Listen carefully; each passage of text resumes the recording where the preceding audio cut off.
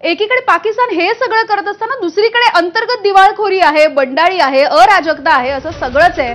आणि पहलगामचा मास्टरमाइंड नसलेला पाकिस्तानमधला लष्कर प्रमुख आसिम मुनीर याचं आता काउंटडाऊन सुरू झालेलं आहे आणि त्याची पदावरून उचलबांगडी करायची तयारी सुरू झाली आहे। नक्कीच त्याला ताब्यातही घेण्यात आले असं समजतंय आणि शमशाद मिर्झा आता पाकिस्तानचे नवे लष्कर प्रमुख होण्याची शक्यता वर्तवण्यात येते। आसिम मुनीरवरती देशद्रोहाचा खटला सुद्धा चालवला जाऊ शकतो असं म्हटलं जातंय।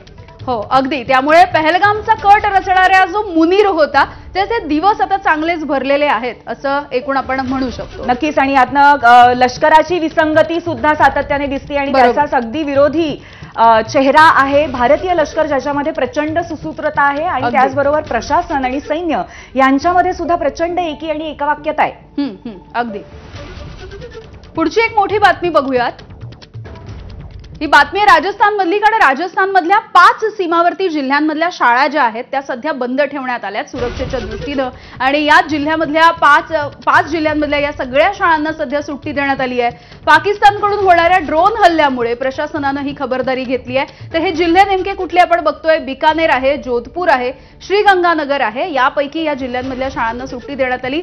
यासोबतच जैसलमेर आणि बाडमेरमध्ये सुद्धा ज्या शाळा आहेत त्या सगळ्यांना सुट्ट्या जाहीर करण्यात आलेल्या आहेत। त्यामुळे सर्वसामान्य नागरिकांच्या दृष्टीने सुद्धा हा एक मोठा निर्णय आणि एकंदरीतच सुरक्षेच्या दृष्टीने सुद्धा एक तयारी भारताकडून केली जाते। नक्कीच सगळीकडे कुठेतरी सिटीजन्स फर्स्ट, आपले नागरिक सुरक्षित असले पाहिजेत याचा पहिला विचार भारतीय शासनाकडनं सातत्याने केला जातोय, मग तो स्थानिक पातळीवरती असू देत किंवा अर्थातच आंतरराष्ट्रीय सीमेच्या पातळीवर असू देत।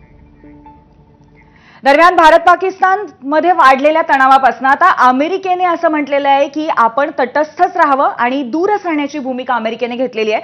अमेरिकेचे उपराष्ट्राध्यक्ष JD व्हान्स यांनी भारत पाक तणावाशी आमचा संबंध